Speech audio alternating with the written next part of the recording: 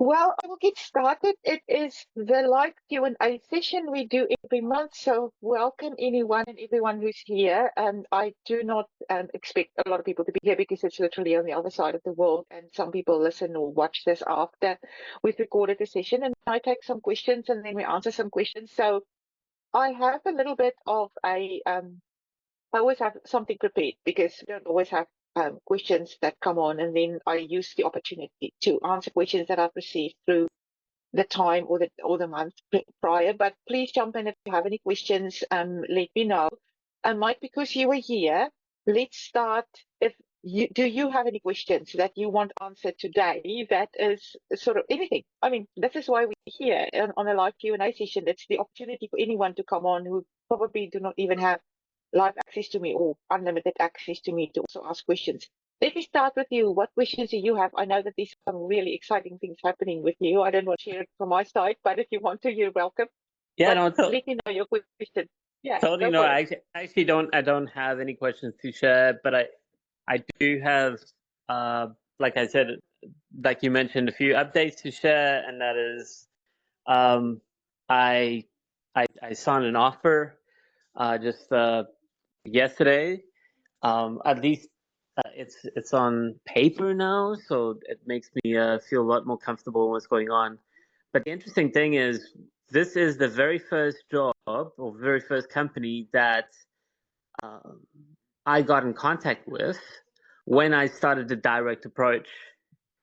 And what's interesting is that I the direct approach generated more leads in my case, but it also just happened to beat out the traditional approach in this case, because I did apply for a traditional application and in traditional way as well, just to see, what it would, how it would compare, what it would be like. And then in my case, this direct approach beats out that one too. And I think, of course, there are a number of factors that were out of my control, and we couldn't predict. But I think what also helps with direct approach is you build up a relationship with people before and during the job application process, and unlike the traditional approach, which feels a little bit more clinical. And with that direct approach, just because you have a little bit of a relationship, that pushes things over the goal line, especially in New Zealand, where relationships are really key to success. So getting that relationship working early in the process definitely developed a lot more wins in my case. Well, thank you for that. And it is one of the questions that I have from my side. I know that people experience it like this, and you and I have been working together over the last couple of weeks intensively to be able to implement these alternative strategies, if you want to call them that, like the direct approach and the relationship building and the networking. And I mean, for you in your instance, you know that we've started with direct approach, and then we go to audience building or networking, and then we go to influencer. And you've had your success really in the direct approach. You didn't really even have to build huge network or any of those other things. But my question for you is, did you find that you avoided those traps that people fall into? I mean, you know what I'm talking about if you apply online. You must have a visa first. You must be here first. You compete with a whole lot of other people. The employers don't trust you because they only see a CV. They don't see the real value of your ability there. Do you think you've avoided those with the direct approach? My answer would be yes and no. In this case, definitely yes, because I ended up getting a job which didn't exist. The job was customized and built for me. So that is one of the benefits of using a direct approach, because you're starting a relationship first, you end up getting an offer that they may not even have conceived before you reached out to them. So that's one of the key benefits. However, did I find that to bypass all the requirements in every single case for every single employer? No, not necessarily to a fullest extent from my experience. Sometimes I found that they I think it depends on the company process, but definitely overall the direct approach, yes, you would bypass a lot of the filters that they automatically apply to filter out your resume. No doubt about that. I think what really helped with a direct approach in my case is not just uploading your resume into the talent pool and getting it into their job, into their infrastructure. That helps. That's part of the answer, but it's the follow up. It's the actual making a connection with a hiring manager. That right there, that is the key. That is the key. That is the gold. And now some companies, some hiring managers are going to accept you. Some hiring managers are going to start and have that conversation, and maybe others, for whatever reason, they're not. But yes, because I have that relationship, because I built that conversation directly with the hiring manager, I ended up having a tailored job offer in my view. Awesome. Well, I haven't said congratulations yet on this call, but congratulations. It's always incredible to see this happen. I can tell you this, it's not uncommon. When you follow these alternative ways of getting directly to the hiring manager, like you say, this is the gold here, right? This is getting in front of the person who needs someone like you, period. That's it. And when you do that with the right person or a couple of right ones, you do bypass some of these things, but you actually get to a point where they see the 95% of you that cannot be portrayed on a CV or even a profile. It's just impossible to do that on a piece of paper. And you sort of swap 180 degrees from trying to get through with just a CV to actually getting your whole profile, your whole value in front of a real person who makes the decision. And that is the shortcut to actually getting to trust. That's what we're looking for here. Can I ask you also this? When you did the direct approach, how difficult did you find that process of the list that I gave you to work with, the companies that I gave to work with, uploading into the talent pool and starting to find those hiring managers? Was it extremely difficult? Was it easier than going to apply for 100 or 300 jobs online? What's your experience with that? Well, to answer that, it's definitely not rocket science. It's quite straightforward and hard to accomplish and do the direct approach. What I experienced was, it unlike the traditional approach of customizing your CV and cover letter, the direct approach is just a lot more valuable. And here's why. It's because whatever time we're investing in that direct approach, it is carrying some reward. Whereas with a traditional approach, you're essentially talking to a machine. You're customizing the cover letter, you're doing all of that. And if you don't get through the system, all that effort you invested in customizing your CV and your cover letter, it's thrown away. You might as well just, I don't know, you might as well just create a file. Here's a metaphor. You might as well create a file on your computer, spend hours doing it, and then taking your keyboard, taking your mouse, clicking on a file and hitting the delete button. That's essentially what you're doing right there. Like, there's no more value than that, because that's all you've done. Whereas with the direct approach, even if you don't hear anything back, even if you don't get an interview, at least maybe you created a few more connections on LinkedIn. You've grown your network. You've had the worst thing that can happen is maybe you have a conversation with somebody. And that's the point. You're getting in front of a human. You're spending time working with a human being instead of a machine. So yes, definitely more valuable on that front. That's one thing I wanted to hear, because that's what I'm always saying. I'm using numbers. I'm trying to explain the difference between what you've done and what you've experienced and applying online. With applying online, like you say, you might as well hit the delete button after you've applied, because 1 to 3% chance at the best, if you're doing it correctly with tailoring every single application, is almost worth nothing. It is really not worth doing all the effort compared to what you've done. I mean, I don't know how many hours you spend on the direct approach alone with the list that I gave you, but compare that to applying for one job online, where if I do it for someone, and I've done it, I've spent between 10 and 18 hours per application just to show that person what they needed to do to apply for one position online, to tailor their CV, tailor the application. Now they've got to do between 100 and 300 to get to one, maybe 3 interviews or hits or anything. So compare the time that you spent on the direct approach with that. There you can see the value. Like you say, it is much more valuable, because at the end of the direct approach, you still have something. You still have built a network that is there for the future.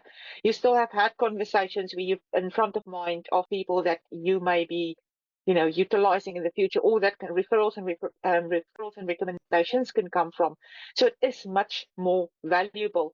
And the other thing about the direct approach, if when you have done the direct approach and you have started these conversations with some of these hiring managers, you would probably have experienced that you, number one, didn't need a lot of conversations, but you needed quality conversations. So it's not a numbers game per se, but you needed to have maybe 10 or so. I wouldn't imagine that you needed more people to have conversations with.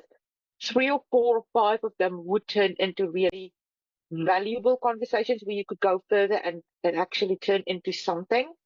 Is that your experience as well? Well, I think, Zarélsie, you just hit the hammer on the nail, and that is conversation. So when and how soon and often are we actually having a conversation with another human being? And with the traditional approach, we're not having a conversation. You're only having your first conversation during the very first interview, which may or may not happen. Like you said, you talked about the probabilities. So you're spending the vast amount of time you're spending having a conversation with a computer and hitting the delete button. And like with the direct approach, we having that conversation, and that makes all the difference. And if you think about it, the interview process and the selection process, the entire experience is just that. It is a conversation. So we might as well just start with a conversation to begin with and not talk to a computer. Absolutely. That is so important. It is to talk, isn't it? It is avoid all this applying online and CVs and changing applications and whatever. Look for the hiring managers and start a conversation. Now, there's a right and a wrong way to start a conversation, right? What I experienced from my end, and I'm not sure if this was your experience because you're on the other side of the coin, is that people try and start conversations by sending someone a CV. I get them 35, 50 times a day. I get people sending me CV saying, I want a job, here's my CV, thinking that I have jobs or that I'm a recruiter or something.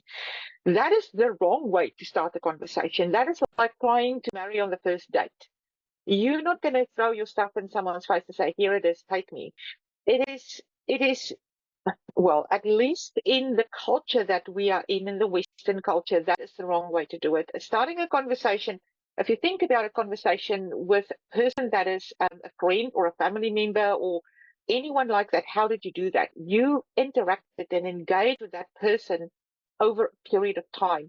Now, that period of time can be days, or it can be weeks, or it can be months, but it starts somewhere where you subtly interact, engage with that person, being engaged or interested in them first. It's not like, here's my CV, just give me a job. So that's the wrong way of starting a conversation. And the right way is being interested, asking about them, asking about their business, their company, their role, their work. Those kind of things bring you further or bring you closer to them instead of just expecting something from someone right at the start. I think starting conversations is something that many people try to avoid because either they simply don't know how to, or they are too scared to be rejected, or too scared to, or don't know how to engage or to interact with someone. Was it easy for you to know how to start talking to people? No, well, it's exactly like you said. It's like walking down the street and you seeing a stranger. What are you going to ask the stranger? Hey, stranger, I don't know you. I don't know whether you work in my industry. I've got no idea who you are. But listen, do you have a job for me?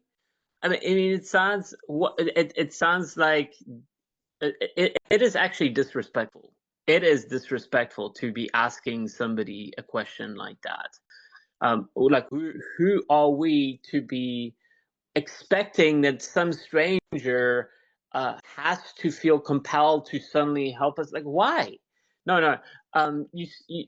Starting a conversation with strangers starts with, wow, it's a better weather than 2 nights ago, right? That was quite of a rampage. What happened in north of Auckland? Yeah, that's how conversation starts. It's about finding that common ground and just talking and just having a conversation. But yeah, the other thing is when I didn't have many conversations. I reached out to a lot of hiring managers. A lot of people connected with me, but they, for whatever reason, they were busy. But at least I got them in my network, and there were quite a number of people that for whatever reason didn't connect with me, maybe again because they're very busy, they're on vacation somewhere. But the few conversations that I did have, I never ever asked for a job. I never did. In fact, what happened was those people looked at my profile, and at least just having a conversation makes a world of difference. And I never ever asked for a job. It was the people, the hiring manager would eventually ask me that question. I just look at my profile and say, oh, you know what? Mike is actually on the market. Maybe I can raise this topic with him. The other thing is, I mean, you are in New Zealand now, which is great, but you haven't had any face-to-face um, interactions or interviews, have you? They were all virtual. Yes, they were all virtual. Okay, good. And the reason I'm asking that is that people believe that you have to be on site, on ground, on shore to be able to land a conversation or a job or an interview or an offer. And that is such nonsense, isn't it? It is, if you've had your virtual conversations and your virtual meetings and your virtual interviews, you could have done that from anywhere. So it's not really necessary to be onshore. However, it is necessary to be eligible. Because if you enter a country and employers find that you are onshore, it tells them that you were eligible to come through the border, that there wasn't any, things that prevented you from being able to do that, which is eligibility. But if you are still offshore and you cannot communicate that, or you cannot convince them that you can come through the border, they have questions about eligibility. Although all these interviews, all these offers, all these engagements happens virtually, so you could literally be anywhere. How is your experience with employers in terms of, oh, you still need a visa, or you haven't got a visa to work, or you still need an offer that from an accredited employer? Were most of them open in terms of that? How did you find that process? That's an interesting question. So, how did I find the process about visa requirements? And then also, a second part was more about, is it okay? Is it sufficient just to have a conversation online, or what are the benefits of being in New Zealand? Well, I'd say in my case, one of the key benefits of being in New Zealand is that time zone. When I'm having a conversation over Zoom, it's not 2 a.m. or 3 a.m. in the morning, so that certainly helps. So depending on which part of the world you are, it might be, a little bit of a disturbance to wake up at 3, 4 a.m. in the morning to have a conversation over a Zoom link.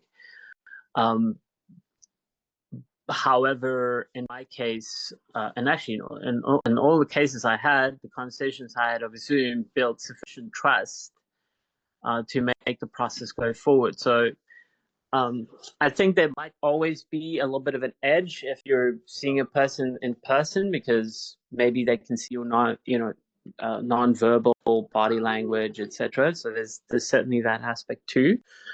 But for getting that first interview and getting into a process and getting a job offer certainly wasn't a hard requirement. Like, everything was done online. And then sorry, I forgot the second part of the question was. I think you might be on mute. Might be on mute. How did your employers deal with the fact that you were an immigrant, that you didn't have the right to work already? Those kind of things. Were they skittish about it? Were they open to speaking to you and having conversations with you and engaging with you, although you're still looking for a job as an immigrant? Yes. So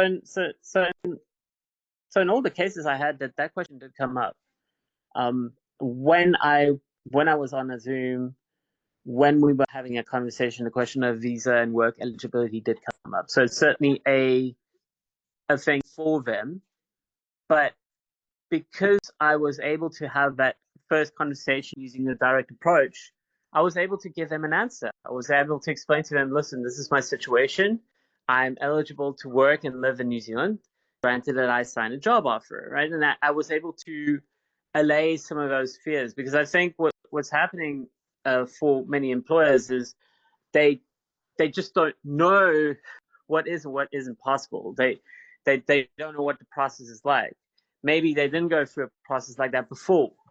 But heck, if you can just have a conversation with the hiring manager, you can speak to those fears, you can allay those fears, and that gives you a leg up already.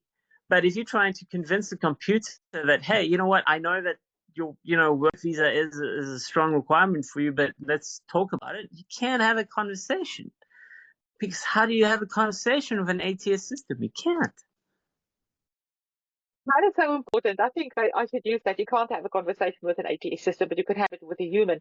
I have found this to be so common. Not the last, but probably 2 or 3 offers ago, there were 2 people who have had offers from New Zealand from employers who were not accredited yet. So these employers were willing to become accredited employers or sponsors of those guys. If you're watching this, you don't know what accredited employers are. You've got to be a licensed or registered sponsor. That's called an accredited employer in New Zealand to be able to employ immigrants.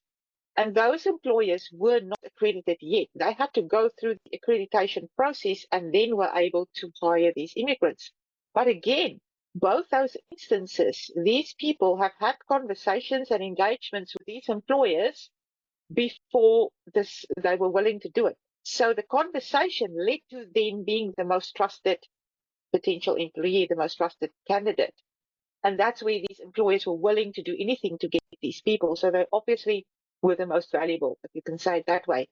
And that, I think, is important, that you understand that, like you say, you can't have that argument with an ATS system. You can't convince an ATS system that you are the most valuable and that you can work with the employer to get through such a process if it's necessary. And it's not an onerous process. If you need to be able to get that visa or the requirements for the visa. So just having a conversation in the end bypasses many, many, many of these filters, these obstacles, these challenges that you have if you keep applying online. It is just, my last 16 years of work has been about this. Stop the online applications and bypass it. There are numerous ways to bypass it. And I think you've just experienced some of these things. There's a million things I can teach you and how to do it. If you were struggling to find a job while you're on the ground in New Zealand, in Australia, in wherever, onshore, then there are a dozen other things that you can do too that will bypass these ATE systems where if you apply online that you come across. So it is, conversations works anywhere and everywhere, even virtually, like you found. That was my point. Conversations, like you say, is the goal here. And to start them, it's not that hard. It's just engagement. But you've got to know how to engage. You've got to know how to interact. You've got to know how to start obstacle that people want to be able to understand and get through. I think about how difficult you found it. It doesn't sound like it was difficult for you at all, but it is the goal, isn't it? It is absolutely the goal. I'm actually very grateful for you about that, Zarélsie, because when I started looking for work in New Zealand, my default approach was to say, well, it's a new country. I don't know the culture. I don't know anybody here. I'm going to maybe undersell myself a little bit and look for a lower level technical job. That was my instinct. But you were saying, you were nudging me on, and you were saying consultant, and I'm grateful for you for that, because that put me in a better position, and one which I actually honestly deserve. Yeah, don't devalue yourself. You don't need to devalue yourself. No. The only time that you need to do that if you do not comply or do not fulfill the requirements. And that's not the case in your situation. You do fulfill the requirements. You do Yes. have what they're looking for. And that brings us back to understanding the requirements, and that brings us back to the research that you need to do right at the beginning. That first bubble in the three bubbles process. It is what do they want? Do you match what they want, and how do you then demonstrate that you match what they want? Then you can demand the position that you are fulfilling, that you match with. So it is not like I am this and now I need to devalue myself because I'm going to another country. It's not about that. It is about, do you fulfill the requirements of what they want? Period. That's it. Doesn't matter what level it is or what it is. And if you don't, you can go to a lower level if you wanted to, but you can also upskill, to match the requirements. It is simple as that. I've had so many people who had to upskill, they had to do things to be able to match the requirements. I can think about a couple that I've worked with who's also come from the States. I think they came from the States. Yeah, from United States. It's not where you're from, but still they had the same mindset in terms of, I'm here, now I need to go a lower level because I'm going to another country. And that one of those partners were exceptionally qualified, exceptionally valuable, exceptionally in demand. But they had that mindset of, I'm going to another country, now I'm worthless. Yes. It is not the case. It is not the case. Yes, you do have to learn many other things, but it's about matching the requirements. And the requirements are not just technical requirements and the job requirements. It's also about culture and fit and those soft skills. So researching those skills and checking your requirements and how you match them and then demonstrating it, it's what you've done. So you didn't have to devalue yourself if you matched it. Period. Not necessary. No. But I'm so glad that you found the job you wanted. You got the remuneration package that you wanted from the company that you wanted. It sort of ticks all the boxes, or most of these boxes. Do you need an overseas job offer? Are you struggling to get through to employers, or wondering how to target the right employers, get in front of them without being eliminated by ATS systems? Or are you wondering how to find the right people to connect to, and how to start engaging and interacting and having meaningful conversations that can lead to job offers while still offshore? I help highly skilled international candidates land their dream jobs from offshore without applying online. Below this video is a link to apply to work one-on-one with me. I have a limited number of spaces available, so do not delay.